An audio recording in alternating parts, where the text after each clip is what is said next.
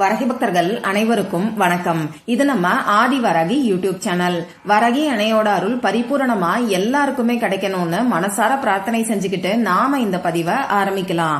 இன்னைக்கு மே மாசம் 10ஆம் தேதி வெள்ளிக்கிழமை, அக்ஷய திருதி. ரொம்ப ரொம்ப அற்புதமான நாளா இந்த நாள் நமக்கு இருக்கு. இந்த அக்ஷய திருதி இருக்கக்கூடிய நாள்ல நீங்க ஆசைப்பட்ட விஷயம் எதுவா இருந்தாலும் உடனடியா நிறைவேறதுக்கு இந்த வீடியோல நான் கொடுத்திருக்கக்கூடிய போட்டோவை நீங்க பார்த்தாலே போதும். நீங்க நினைச்ச காரியம் நீங்க நினைச்ச மாதிரியே அப்படியே நிறைவேறும். இது என்ன பரிகாரம், யாரெல்லாம் செய்யலாம், எந்த நேரத்துல செய்யணும்னு இப்ப நான் உங்களுக்கு சொல்றேன். இந்த வீடியோல நான் உங்களுக்கு போட்டோவை பார்க்கக்கூடிய ஒரு பரிகாரத்தை தான் சொல்ல போறேன். இது பூஜை இல்லாத, வழிபாடு இல்லாத பரிகாரம். அதனால ஆண்கள் பெண்கள் யாரு வேணாலும் செய்யலாம். பிறப்பு தீட்டு இறப்பு தீட்டு இருக்கிறவங்களும் தாராளமா செய்யலாம். பெண்களுக்கு மாதவிடாய் சமயமா இருந்தாலும் இந்த பரிகாரத்தை செய்யலாம். இன்னைக்கு நீங்க அசைவம் சாப்பிட்டு இருந்தாலும் இந்த பரிகாரத்தை செய்யலாம். பொதுவா அக்ஷய திருதி நாள்ல அசைவம் சாப்பிடுறத தவிர்த்துக்கிறது நல்லது. அடுத்ததா, நீங்க உங்க வீட்ல இருந்தாலும் சரி, ஆபீஸ்ல இருந்தாலும் சரி, உங்க சொந்தக்காரங்களோட வீட்ல இருந்து நீங்க டிராவல் பண்ணக்கூடிய சமயத்துல கூட இந்த பரிகாரத்தை செய்யலாம். நமக்கு எந்த விதமான கட்டுப்பாடுகளுமே கிடையாது. இப்போ இந்த பரிகாரத்தை எந்த டைம்ல செய்யணும்னு நான் உங்களுக்கு சொல்றேன். போட்டோவை பார்க்கக்கூடிய பரிகாரமா இருக்கறனால இந்த நாள் ஃபுல்லா எப்ப வேணாலும் இந்த பரிகாரத்தை நீங்க செய்யலாம். அதுலயும் இப்ப நீங்க வீடியோவை பார்த்துக்கிட்டு இருக்கும் போதே கூட இந்த பரிகாரத்தை செய்ய ஆரம்பிக்கலாம். இப்போ நான் உங்களுக்கு பெஸ்டான டைம் சொல்றேன். நைட்டு நீங்க தூங்க போறதுக்கு முன்னாடி இருக்கக்கூடிய டைம் தான் பெஸ்டான டைம். இந்த டைம்ல உங்க ஆழ் மனசு விழிப்பு நிலையில இருக்கும். இப்படி ஆழ் மனசு விழிப்பு நிலையில இருக்கும் போது நாம செய்யக்கூடிய செயல்கள் எல்லாமே நேரடியா நம்ம ஆழ் மனசுல பதிய ஆரம்பிக்கும். ஆழ் மனசுல இருக்கக்கூடிய விஷயங்களை தான் நம்மள சுத்தி நாம ஈர்க்க ஆரம்பிப்போம். அந்த வகையில நாம தூங்க போறதுக்கு முன்னாடி இருக்கக்கூடிய டைம் தான் பெஸ்டான டைமா இன்னைக்கு நமக்கு இருக்கு. இந்த பரிகாரத்தை இன்னைக்கு ஒரே ஒரு தடவை மட்டும்தான் செய்யணுமான்னு கேட்டீங்கன்னா அப்படியெல்லாம் கிடையாது. எத்தனை முறை வேணாலும் இந்த பரிகாரத்தை நீங்க செய்யலாம். இப்ப வீடியோவை பார்த்துக்கிட்டு இருக்கும் போதுல இருந்து ஆரம்பிச்சு நைட்டு தூங்க போறதுக்கு முன்னாடி வரைக்கும் உங்களுக்கு எப்பெல்லாம் டைம் இருக்கோ அப்பெல்லாம் இந்த பரிகாரத்தை செய்யலாம். சரி, இப்போ இந்த போட்டோவை இன்னைக்கு மட்டும்தான் பார்க்கணுமா அப்படின்னு சொல்லி ஒரு சிலர் கேட்பீங்க. அப்படியெல்லாம் கிடையாது. டெய்லியுமே நீங்க பார்க்கலாம். இது இன்னமுமே உங்களுக்கு அற்புதமான பலன்களை கொடுக்கும். யாரெல்லாம் இந்த பரிகாரத்தை செய்யலாம்னு பாத்தீங்கன்னா, உங்களுக்கு எந்த வேண்டுதல் இருந்தாலும் சரி, நீண்ட நாட்களா நிறைவேறாத வேண்டுதலா இருந்தாலும் சரி, வெளியில சொல்ல முடியாத கஷ்டமா இருந்தாலும் சரி, அந்த கஷ்டம் உடனடியா தீர்றதுக்கு இன்னைக்கு இந்த போட்டோவை பாருங்க.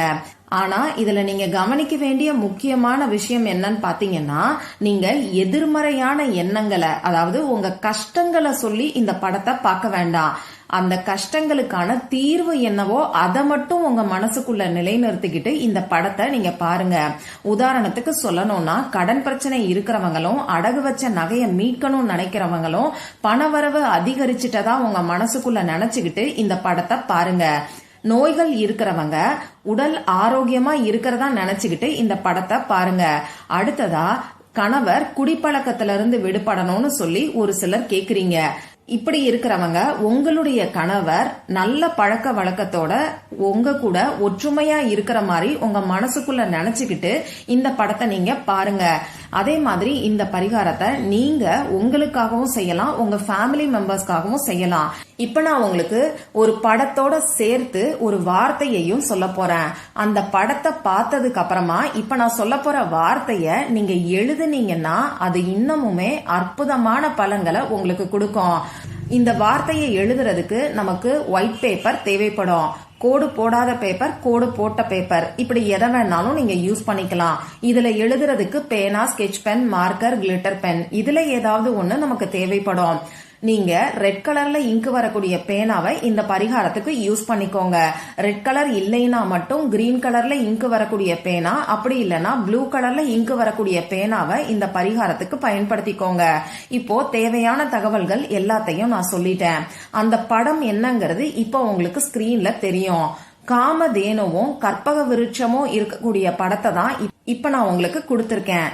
கேட்டதை கொடுக்கக்கூடிய சக்தி இந்த காமதேனுவுக்கும் கற்பக விருட்சத்துக்கும் இருக்கு. நம்ம ஊர்ல எப்படி பசுமாடு இருக்கோ அதே மாதிரி தேவலோகத்துல இருக்கக்கூடிய பசுமாடை தான் நாம காமதேனுன்னு சொல்லி சொல்றோம். அதே மாதிரி இந்த கற்பக விருட்சம் மரமும் தேவலோகத்துல இருக்கக்கூடிய மரம் தான். நம்ம ஊர்ல இருக்கக்கூடிய பனை மரத்தையோ அரச மரத்தையோ கற்பக விருட்ச மரம்னு சொல்லி சொல்லுவாங்க. அது எந்த அளவுக்கு உண்மைங்கிறது நமக்கு தெரியாது. ஆனா இந்த கற்பக விருட்ச மரம்ங்கிறதும் காமதேனுவும் இன்னைக்கும் தேவலோகத்துல இருக்கிறதா சொல்லுவாங்க. இந்த கற்பக விருட்ச மரத்துக்கு கீழே நின்னுகிட்டு நாம என்ன நினைக்கிறோமோ அது அப்படியே நிறைவேறும். அதே மாதிரிதான் காமதேனு பசுவும். தேவர்கள்ல இருந்து அனைத்து தெய்வங்களும் இந்த காமதேனுல வாசம் செய்யறாங்க. இப்படி இந்த படத்தை பாக்குறதுக்கு முன்னாடி நீங்க அமைதியான ஒரு இடத்துல வடக்கு பார்த்த மாதிரி நார்த் டைரக்ஷனை ஃபேஸ் பண்ணி உட்கார்ந்துக்கோங்க. ஏன்னு கேட்டீங்கன்னா பார்க்கடலை கடையும் போது வெளியில வந்ததுதான் இந்த கற்பக விருட்ச மரம். இந்த கற்பக விருட்ச மரம் வெளியில வந்ததுக்கு அப்புறமா வடக்கு திசையை நோக்கி நகர்ந்ததா சொல்லுவாங்க. இந்த வடக்கு திசை குபேர பகவானுக்கு உகந்தது. அதனால நீங்களும் வடக்கு திசைய பார்த்து உங்க முகம் இருக்கிற மாதிரி உட்கார்ந்துக்கோங்க.